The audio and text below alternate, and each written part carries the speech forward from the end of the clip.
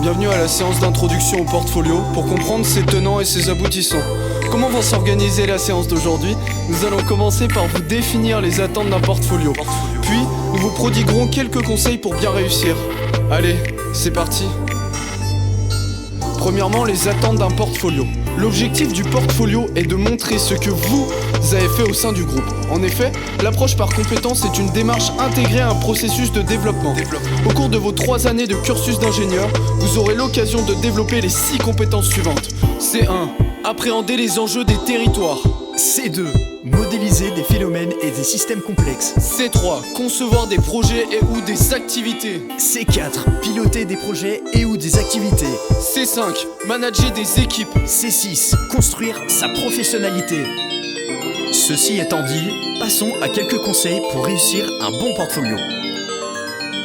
Vous devrez alimenter votre carnet de navigation au fur et à mesure de votre travail pour mémoriser les traces que vous pourrez éventuellement utiliser comme des preuves dans votre portfolio après sélection. Vous pouvez utiliser des traces de précédents projets, mais celles-ci ne doivent pas constituer l'ensemble des traces. Attention, quelques points de vigilance. Une trace sans explication ne constitue pas une preuve valable. Il faut dire « je » et pas « nous » pour montrer que c'est « je » qui l'a fait et pas « nous ». 2 membres d'une équipe ne peuvent pas avoir de preuves similaires. Le portfolio ne ressemble à aucun autre. Il ressemble à son auteur. Alors, je voulais revenir sur un petit point que tu as abordé. Je voulais préciser quelque chose.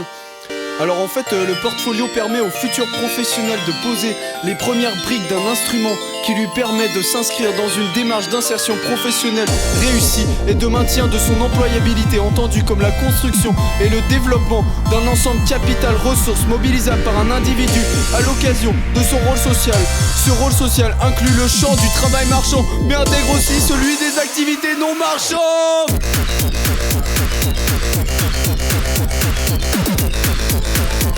Et n'oubliez pas, le portfolio est à rendre ce vendredi avant 23h59.